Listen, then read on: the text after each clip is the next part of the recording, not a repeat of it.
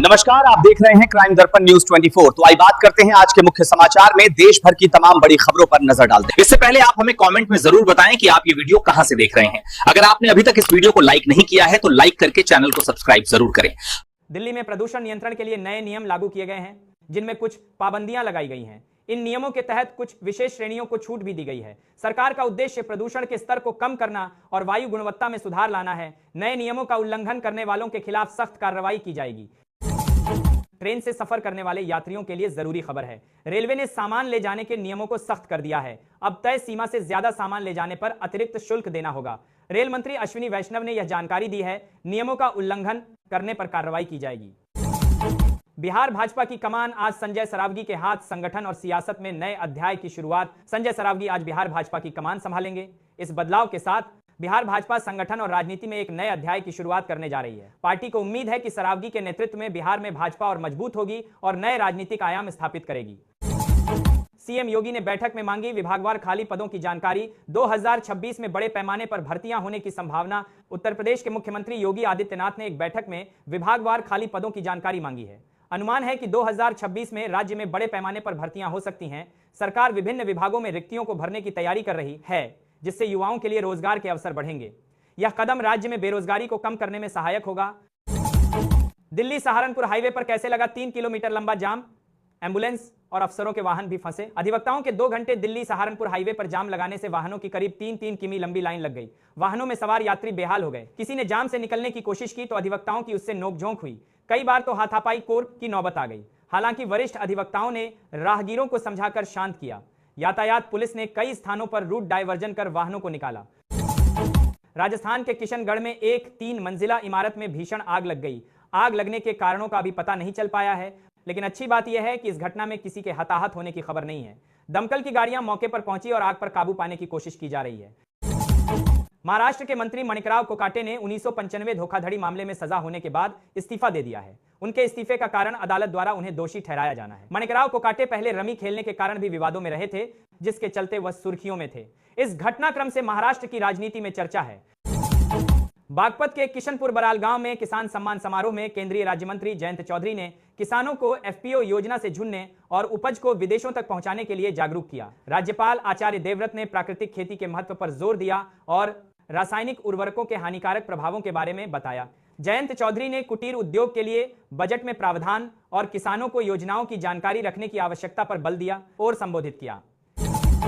वाराणसी में कोहरे का कहर। चेन्नई और अहमदाबाद से आए विमानों की लैंडिंग रद्द। बुधवार की रात घने कोहरे के कारण दृश्यता कम होने से चेन्नई और अहमदाबाद से वाराणसी पहुंचे विमानों को लैंडिंग की अनुमति नहीं मिली। इंडिगो का विमान चेन्नई से वाराणसी हवाई क्षेत्र में पहुंचा, लेकिन दृश्यता कम होने के कारण उसे कोलकाता भेज दिया गया। अहमदाबाद से आया स्पाइस जेट का विमान भी लखनऊ डायवर्ट किया गया। विमान रद्द होने से यात्रियों को होटलों में ठहराया गया और कुछ ने रिफंड लिया। ऊपरी क्षोभ मंडल में उत्तर भारत से होकर गुजर रहे उष्णकटिबंधीय पश्चिमी जेट स्ट्रीम के प्रभाव से गुरुवार को वाराणसी सहित पूरा पूर्वांचल शीतलहर की चपेट में आ गया। दिन भर धूप नहीं निकली और शहर से लेकर गांवों तक ठिठुरन और कोहरा छाया रहा। वाराणसी में दिन का अधिकतम तापमान लगभग 10 डिग्री तक नीचे 13.8 डिग्री सेल्सियस चला गया। प्रयागराज के माघ मेले में श्रद्धालुओं के लिए गंगा जल की पर्याप्त व्यवस्था की गई है। उत्तर प्रदेश शासन के निर्देशानुसार हरिद्वार से प्रयागराज तक गंगा जल का प्रवाह बढ़ाया गया है, जिससे संगम तट पर स्नान निर्विघ्न हो सके। सिंचाई विभाग हरिद्वार प्रयागराज के लिए औसतन 9 से 10 हजार क्यूसेक गंगा जल छोड़ रहा है। यूपी के युवाओं के लिए खुशखबरी है। वर्ष 2026 में करीब 1.5 लाख सरकारी नौकरियां मिलने वाली है। हाल ही में मुख्यमंत्री योगी आदित्यनाथ ने उच्च स्तरीय बैठक में सभी विभागों से रिक्त पदों का विवरण मांगा था। पुलिस और शिक्षा जैसे प्रमुख विभागों में सबसे अधिक नियुक्तियां हो सकती हैं। कोहरा, पाला और प्रदूषण की तिहरी मार। देहरादून की हवा बेहद खराब। उत्तराखंड में मौसम बदलने से जनजीवन प्रभावित है। मैदानी इलाकों में कोहरा और पहाड़ों में ठंड बढ़ गई है। देहरादून में वायु प्रदूषण का स्तर 280 तक पहुंच गया है। मौसम विभाग ने कोहरे का येलो अलर्ट जारी किया है, जिससे यातायात प्रभावित हुआ है। मसूरी में ठंड के बावजूद पर्यटक आ रहे हैं, लेकिन कोहरे के कारण आवाजाही कम है।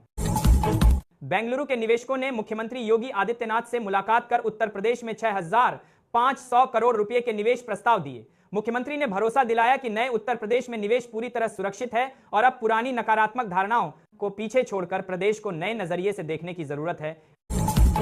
बिहार रेरा ने आरडी हाइट प्रोजेक्ट में बुक किए गए फ्लैटों के निबंधन पर रोक लगा दी है। रेरा ने बिल्डर को इस मामले में जवाब दाखिल करने का निर्देश दिया है। यह कार्रवाई फ्लैट खरीदारों की शिकायतों के बाद की गई है। बिल्डर को अब रेरा के सामने अपना पक्ष रखना होगा।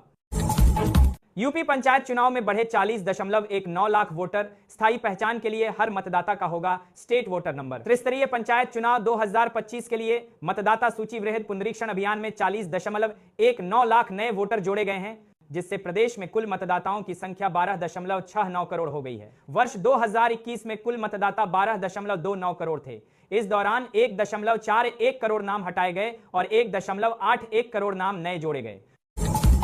कोहरा और ठहरी हवा से बिगड़ी दिल्ली की हवा। स्मॉग ने ली राजधानी को चपेट में। एक दिन में 41 अंक बढ़ा आकी आए। दिल्ली में कोहरे और ठहरी हवा के चलते हवा की गुणवत्ता तेजी से बिगड़ी है। स्मॉग ने राजधानी को अपनी चपेट में ले लिया है, जिससे दृश्यता कम हो गई है और लोगों को सांस लेने में तकलीफ हो रही है। एक ही दिन में वायु गुणवत्ता सूचकांक आंची में 41 अंकों की वृद्धि दर्ज की गई है, जो चिंता का विषय है।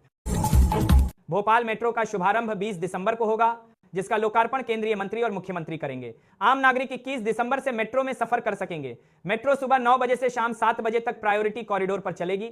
मेट्रो का किराया 20 रुपये से 40 रुपये तक होगा। पहले सफर की प्रपोजल में प्रायोरिटी संबर का बात करने के बीच में सप्ताह मुफ्त यात्रा नहीं मिलेगी। ऑरेंज लाइन का काम पूरा होने पर अधिकतम किराया 70 रुपये होगा।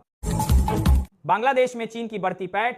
शशि थरूर की अध्यक्षता वाली संसदीय समिति ने जताई गंभीर चिंता। शशि थरूर की अध्यक्षता वाली संसदीय समिति ने बांग्लादेश में चीन के बढ़ते प्रभाव पर गंभीर चिंता व्यक्त की है। समिति ने इस क्षेत्र में चीन की बढ़ती पैठ को लेकर कई सवाल उठाए हैं। रिपोर्ट में कहा गया है कि भारत को अपने पड़ोसी देशों के साथ संबंधों को मजबूत करने की जरूरत है। चीन बांग्लादेश में अपने आर्थिक और सामरिक हितों को बढ़ा रहा है, जिससे भारत के लिए चिंता की स्थिति संबोधित। राष्ट्रीय स्वयंसेवक संघ आरएस के सरसंघ चालक डॉ मोहन भागवत ने बंगाल के सिलीगुड़ी में युवाओं को संबोधित करते हुए कहा कि युवा शक्ति ही राष्ट्र निर्माण की धुरी है। उन्होंने विश्वास व्यक्त किया कि भारत विश्वगुरु के रूप में उभरेगा, क्योंकि भारत तेजी से वैश्विक गतिविधियों का केंद्र बन रहा है। भागवत ने स्वयं को हिंदू कहने वालों को संगठित होने की आवश्यकता बताई और कहा कि भारत की भक्ति के बिना हिंदुत्व की भावना अधूरी है। अलीगढ़ पलवल राष्ट्रीय राजमार्ग को गड्ढा मुक्त और सुरक्षित बनाने के लिए NHAI ने मरम्मत, सुदृढ़ीकरण व सुंदरीकरण के प्रस्ताव को मंजूरी दे दी है, जिस पर 84 करोड़ रुपए से अधिक खर्च किए जाएंगे।